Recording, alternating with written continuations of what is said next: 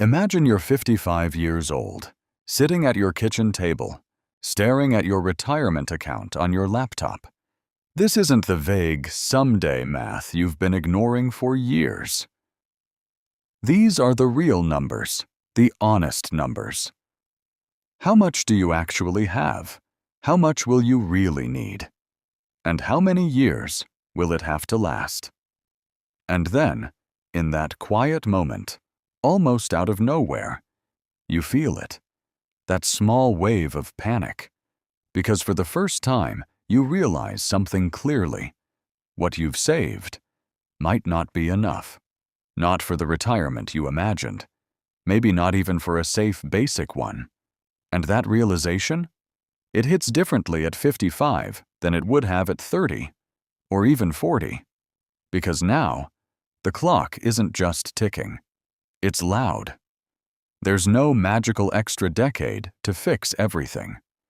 Most people at this stage ask themselves one question: will my money last? They worry. They second-guess. They panic, just thinking about the future. But there's a different question, a better one. It's the question wealthier retirees ask: how can I make my money keep working, even while I'm spending it? That shift, from fear to strategy, is what separates a comfortable retirement from a stressful one. Most people believe retirement is simple. Work for 40 years. Save diligently. Retire at 65 with whatever you've accumulated, and then slowly spend it down until it's gone, or until you are. The standard advice: die with zero. Use it all. Enjoy it while you can. That's the model the financial industry expects you to follow. It's safe, defensive, predictable. But here's what almost no one tells you. The wealthiest retirees don't spend down their portfolios. They grow them. And the difference between someone who retires with $500,000 and ends up with nothing, and someone who retires with the same $500,000 and ends up with $2 million or more, isn't luck. It isn't inheritance. It isn't perfect timing. It's a completely different operating system for managing money, and almost nobody teaches it. Retirement isn't about spending what you saved. It's about structuring what you saved so it grows faster than you need it. Just imagine that for a second. The money you worked decades to build keeps working for you, even while you're living comfortably. That's not just security. That's a game changer. Because most retirees start in scarcity mode. From day one, every withdrawal feels like a small risk, a small doubt. Will this last? They ration. They cut back. They live cautiously. But a small group of retirees asks a completely different question. How can I structure my money so it compounds, even while I'm using it? Same starting point, completely different ending. This is where the invisible threshold exists. It's not about how much money you have. It's about whether you understand what I call the withdrawal sequence game. Most people believe retirement is simple.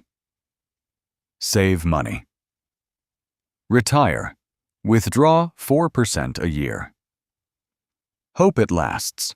But the 4% rule is built on one massive assumption: that your only goal is to preserve your principal for 30 years, without meaningful growth. It's defensive. Don't run out. That's the mission. But what if the goal wasn't just preservation?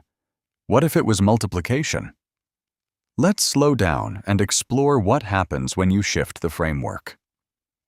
Traditional retirement advice says this: you retire with $500,000 at 65. You withdraw 4% a year. That's $20,000. Add Social Security, and maybe your total income is around $45,000 a year. You live on that. If the market behaves, your portfolio stays mostly flat. And over 30 years, slowly, quietly, it declines until there's not much left. That's the standard plan, and it barely works if nothing goes wrong. But here's what almost nobody explains. That same $500,000, structured differently, can grow to over $2 million by the time you're 90. Same person. Same starting amount. Completely different result. How? Because wealthy retirees don't just withdraw, they allocate. Now imagine this. You take that $500,000 and divide it into 3 buckets. Bucket 1. The stability layer. $100,000 in cash and short-term bonds. This bucket covers the next 5 years of living expenses, $20,000 per year. And here's the key. You don't touch the stock market for everyday living. Safety first. No panic selling. No emotional decisions. Your living expenses are already covered. And that changes everything. Bucket 2. The income layer. $150,000 in dividend-paying stocks and REITs. It generates around 4 to 5% per year, roughly $7,000 annually. This money can do one of 2 things. It can supplement Bucket 1, or it can be reinvested. Either way, it's working. Now, Bucket 3, the growth layer. $250,000 in growth stocks and index funds. This is money you don't touch for at least 10 years. You leave it alone. No emotional withdrawals, no reacting to headlines. It just compounds. And here's where the magic happens. While you're living off Bucket 1 for the first 5 years, Bucket 3 is quietly growing. If it averages 8% annually, that $250,000 becomes roughly $368,000. Meanwhile, Bucket 2 keeps generating income in the background. So when Bucket 1 runs out, you don't panic. You simply sell a portion of Bucket 3, which has grown. You refill Bucket 1. You continue living comfortably. And even after refilling, you may still have more in the growth bucket than when you started. That's the secret. You're spending, but your money is growing faster than you're using it. And the longer you follow this system, the wider that gap becomes. Let's walk through a simple 20-year projection. Year 5, $100,000 spent. Portfolio grows to around $570,000. Year 10, $200,000 spent. Portfolio grows to roughly $680,000. Year 15, $300,000 spent. Portfolio grows to about $820,000. Year 20, $400,000 spent. Portfolio crosses $1 million. Let that sink in.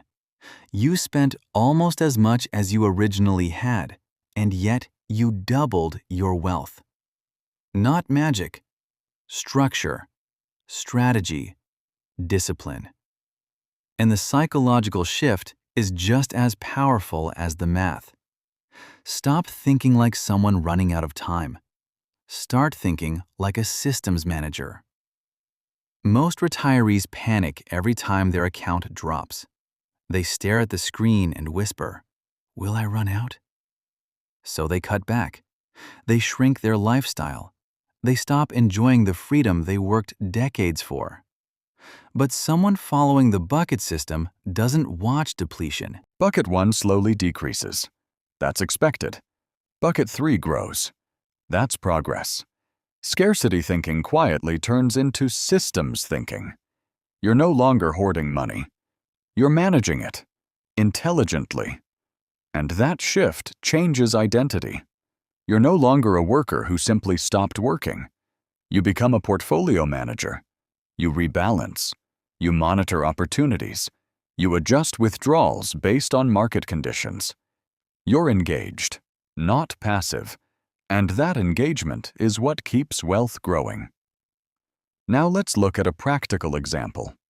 You're 65 years old with $500,000. Most advisors say the same thing. Shift to 60% bonds, 40% stocks. Stay safe. But bonds don't grow. They preserve. And if you live another 30 years, preservation alone isn't enough. Growth is essential. So instead, you maintain roughly 60% in stocks and 40% in bonds and cash. Riskier? It feels riskier. But long-term, it's actually safer. Because your portfolio can outpace inflation and withdrawals. Now imagine this. 2 years into retirement, the market crashes. 500,000 drops to 400,000. Most retirees panic. They sell. They lock in losses.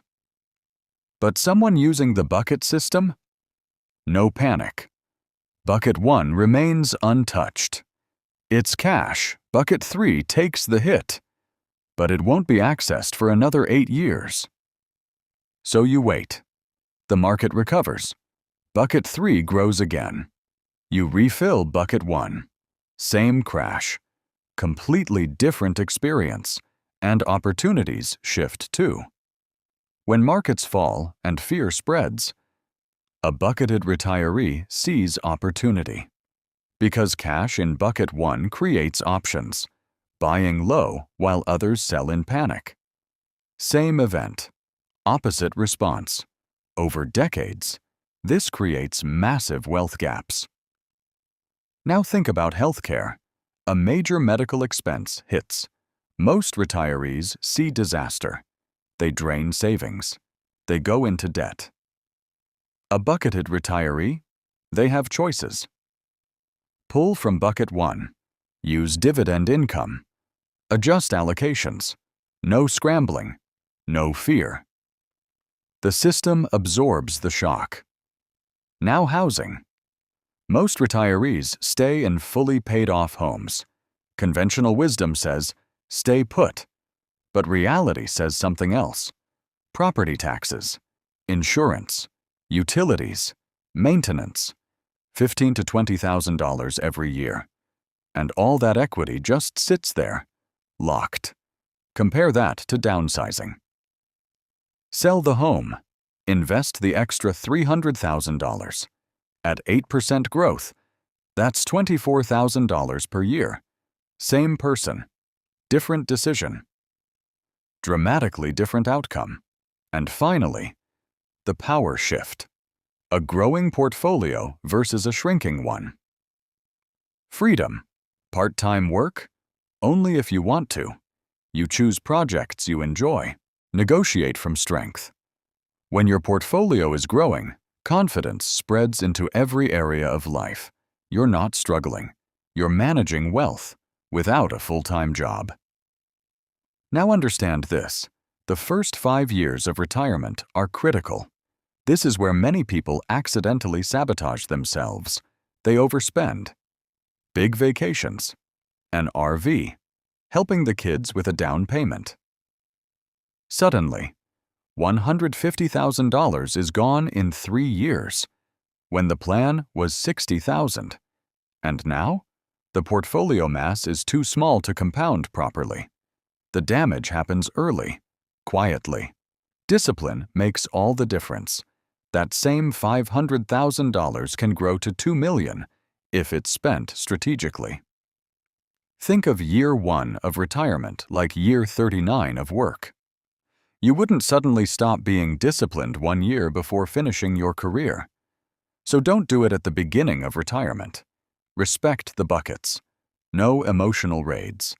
And later, retirement years feel comfortable, not anxious. Now think about opportunity cost. Every extra dollar spent early is a dollar that never compounds. Spend an extra $50,000 in year 1, and at 8% growth over 25 years, that's roughly $340,000 lost. This isn't a lecture, it's awareness. Make conscious choices. Enjoy life. Travel. Celebrate. Give, but understand the trade-offs. Retirement isn't the moment you stop thinking about money. It's the moment money management becomes more important than ever. Struggling versus thriving isn't about how much you saved. It's about how you structure it. A systematic, compounding portfolio behaves very differently than a pile of money that slowly depletes. The retirees who turn $500,000 into $2 million aren't lucky. They're structured. They separate spending from growth. They stay invested longer than conventional wisdom suggests. They avoid panic selling. They make strategic housing and lifestyle decisions. They treat their portfolio like a machine, not a piggy bank. And here's the best part. You can start now. 20 years from retirement. 2 years away. Or already retired. Build the buckets. Shift toward growth. Stop fearing that you'll run out. Start designing how you multiply. The framework is simple. It's just different from what most people follow. And 25 years from now, at 90, you could look at your account and see something unexpected. A portfolio larger than the day you retired. Decades lived comfortably. And perhaps more left for your family than you ever imagined. You'll remember this moment, the moment you realized retirement isn't preservation. It's intelligent structure. It's not winding down. It's building differently. It's not shrinking. It's expanding. With intention. This is the shift. The quiet one. The powerful one. The moment you stopped winding down and started building up.